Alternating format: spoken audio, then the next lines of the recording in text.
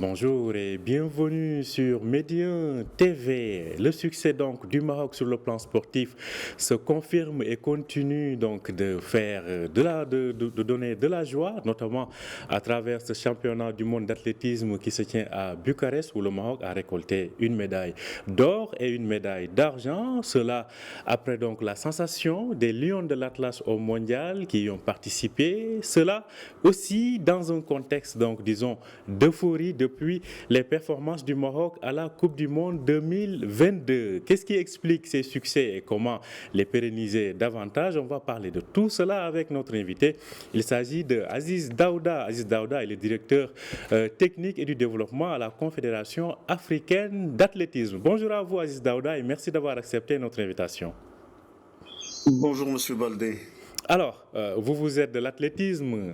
On va commencer d'ailleurs par l'athlétisme qui est à l'honneur. Comment expliquez-vous ces succès du Maroc? D'abord, le succès du Maroc s'explique par son histoire en matière d'athlétisme. Le Maroc est présent en athlétisme depuis son indépendance. Il faut remonter aux années 60 pour rappeler la première médaille olympique marocaine. Et depuis, le Maroc, avec une période peut-être un peu grise avant les années 80, donc des années 70 aux années 80, où nous avions eu des difficultés à mettre en place un système national. Et puis par la suite, à partir carrément du début des années 80, et notamment en athlétisme, dès le lancement des premiers championnats du monde en 1983, nous avions eu une médaille de bronze avec Saïd Aoueta. Et depuis, pratiquement, ça ne s'est pas arrêté, à l'exception de 3 éditions malheureuses où le Maroc n'a pas eu de médaille. Mais par la suite, le Maroc a toujours été présent en athlétisme et présent avec des hommes et des femmes. Et c'est ce qui fait justement ce particularisme marocain, c'est que l'athlétisme s'est développé en tenant compte du genre, avant même que cette théorie ou que cette philosophie ne soit développée. Il y a toujours eu des femmes sur le podium et des hommes sur le podium, et ça s'est concrétisé encore une fois à Budapest, puisque nous avons eu une médaille d'or avec Khalé et une très belle médaille de bronze avec Fatima Kdadi.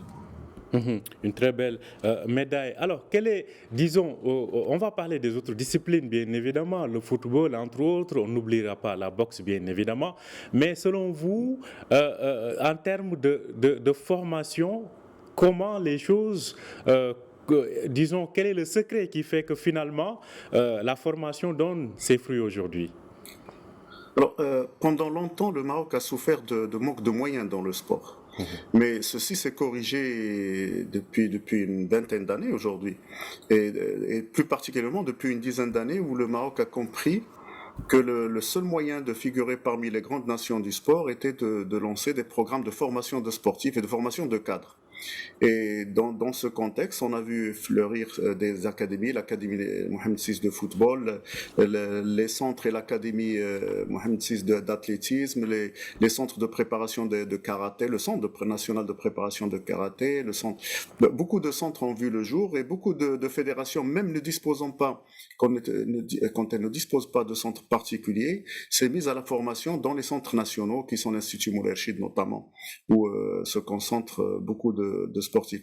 Donc c'est la formation qui a permis au Maroc aujourd'hui de commencer à peine à récolter les résultats de sa politique. Aujourd'hui, les sportifs ne peuvent plus se plaindre de manque de moyens.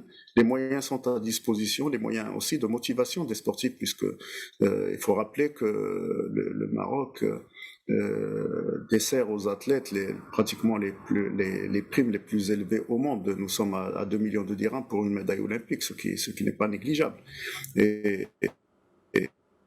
Et donc tout cela participe à la motivation des sportifs. Et il faut rappeler tout récemment le discours du trône de Sa Majesté où il a consacré une partie importante donc de son allocution, de son discours au sport et notamment au football et en rappelant les résultats du Maroc en football, mais en les liant aussi au développement que connaît le Maroc quasiment dans tous les secteurs.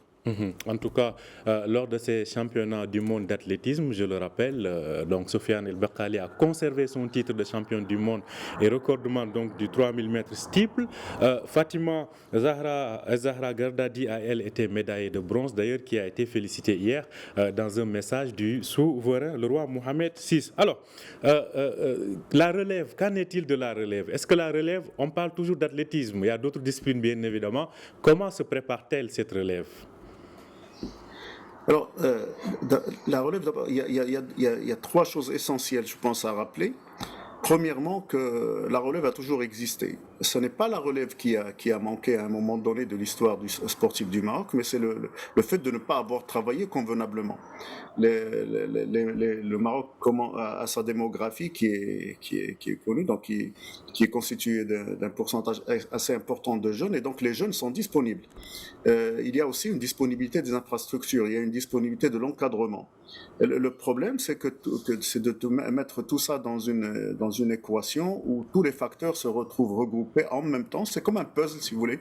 Donc vous devez faire de la bonne prospection, de la bonne détection de talent, parce que tout le monde, malheureusement, ne peut pas être sportif de haut niveau. Il faut des profils précis par rapport à chacune des disciplines sportives. Donc chaque discipline sportive a des critères donc de sélection et de prospection. Par la suite, vous devez mettre en contact ces jeunes avec des encadreurs qualifiés.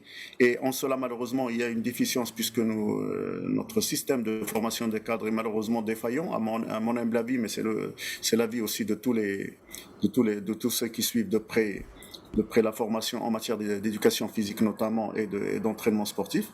Et ça n'est pas le rôle des fédérations de former. Aujourd'hui, ce sont les fédérations qui commencent à former les cadres, alors qu'elles n'ont pas ni la compétence ni l'attribution, puisque les fédérations peuvent faire des recyclages, peuvent faire des spécialisations, etc., mais ne peuvent pas se substituer au système universitaire de formation. On devrait davantage développer la formation universitaire en cadre sportif, notamment en matière d'entraînement sportif, parce que nous formons beaucoup de managers, mais très peu de techniciens.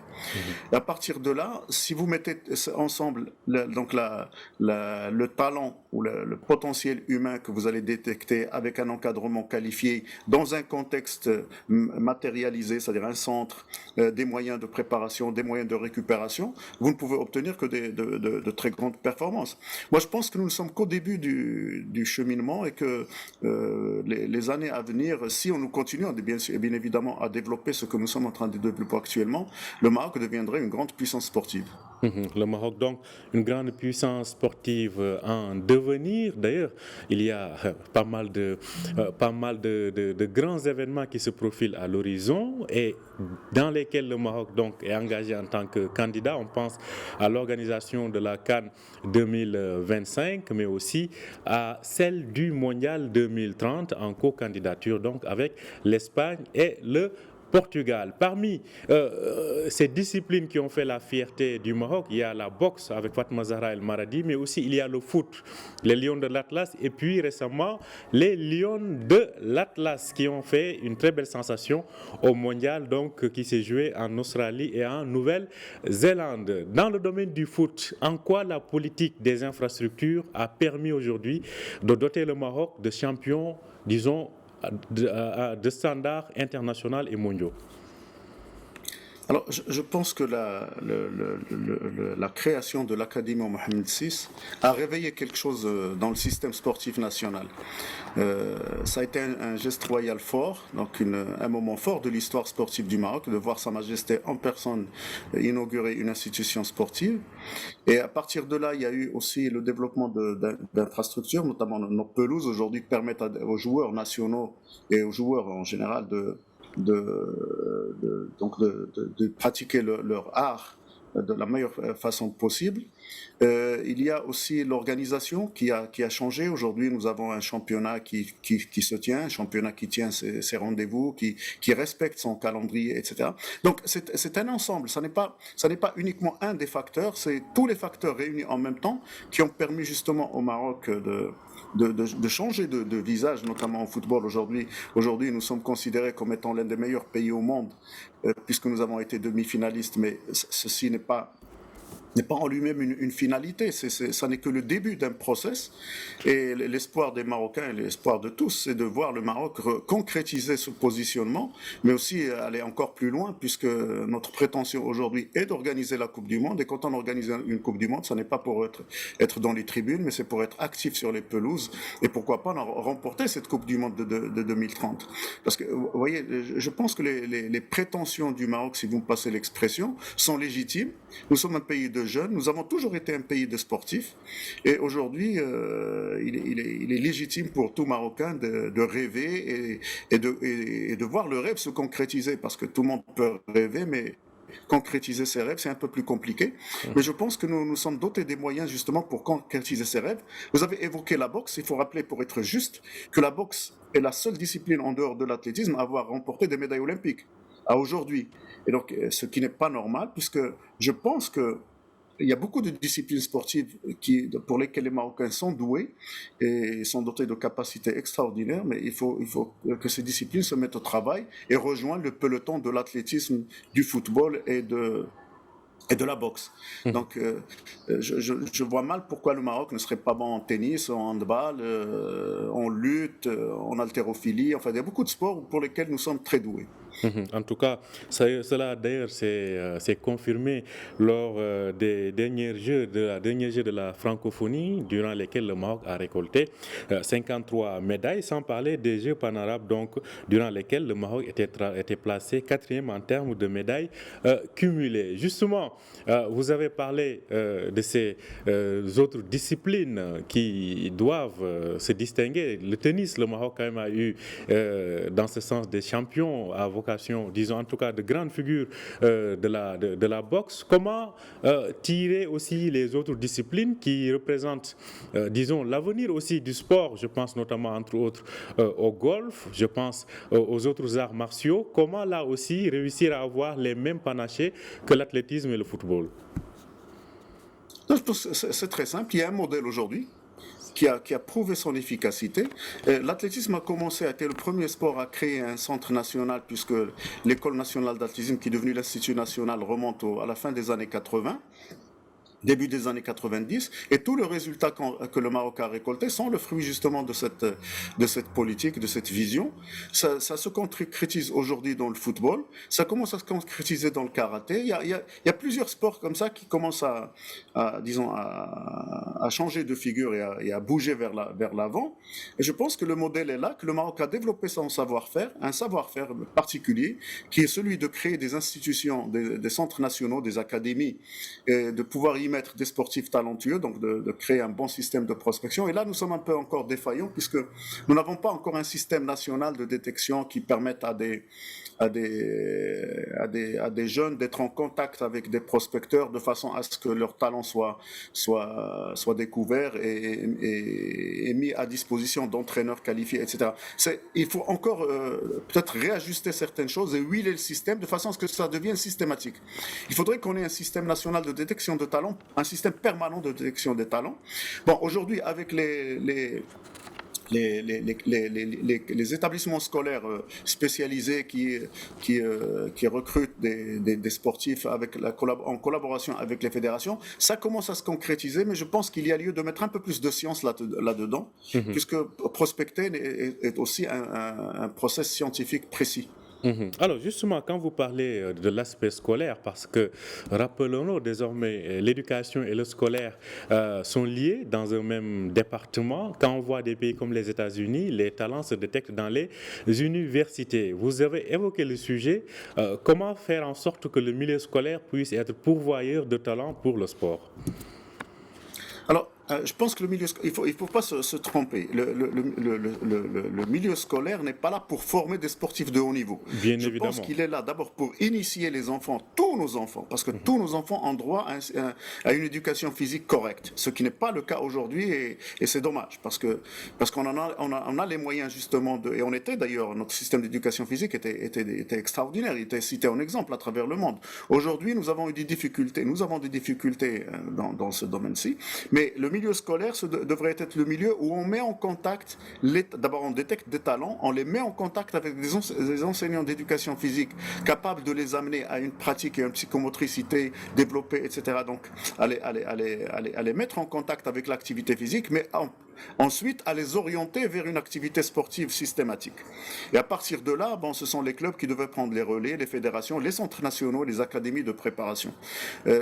Si vous voulez, je pense qu'on pourrait considérer le sport scolaire comme la base de masse du sport de performance, c'est-à-dire on mettrait en contact des talents avec des enseignants d'éducation physique d'une compétence reconnue, et à partir de là, les orienter vers la pratique sportive de haut niveau, qui est un autre domaine, qui ne peut pas se faire dans le cadre scolaire.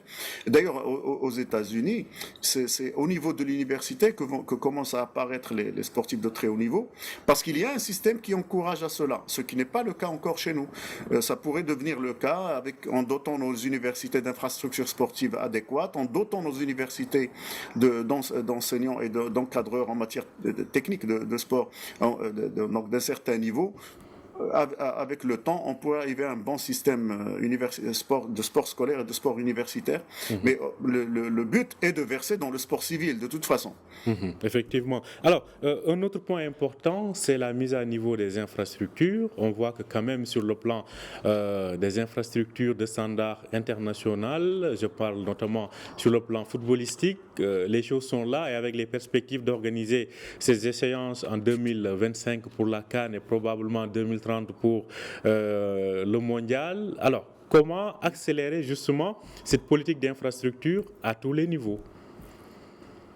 Je pense que le Maroc a montré qu'il sait faire. Aujourd'hui, nous avons réalisé l'autoroute de l'eau en l'espace de quelques mois. Nous avons réalisé des trémies à Rabat en l'espace d'un mois et demi à 2 mois.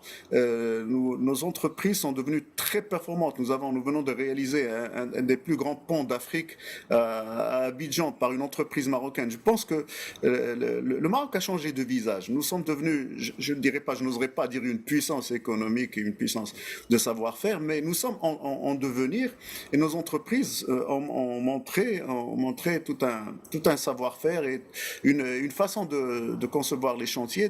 Et si le sport profitait aussi de cette effervescence qu'il y a en matière de créativité, d'entreprise, etc. Je pense que nous allons réaliser d'abord de très grandes infrastructures. Vous avez vu que les travaux ont commencé à Tanger, à Rabat, etc. Donc nous allons certaines infrastructures sont en train d'être prises pour être mises à niveau, de façon à ce qu'elles puissent recevoir dans des conditions décentes. Quand je dis décentes, donc des conditions requises au niveau mondial, des conditions minimales, disons pour 2025, et peut-être probablement dans des conditions optimales et peut-être extraordinaires et probablement qui étonneraient le monde en 2030. En tout cas, c'est à suivre, notamment donc pour ce qui est de la CAN 2025 et du Mondial 2030. Merci à vous, Aziz Daouda, pour tous ces éclairages. Je rappelle que vous êtes le directeur technique et du développement de la Confédération africaine d'athlétisme. Vous nous parliez depuis Rabat. Très bonne journée à vous, Aziz Daouda. Bonne journée. Bonne journée à vous aussi et merci de nous avoir suivis. Je rappelle que vous pouvez retrouver cet entretien sur notre site www.medianews.com. Bonne journée et bonne suite de programme sur Médien TV.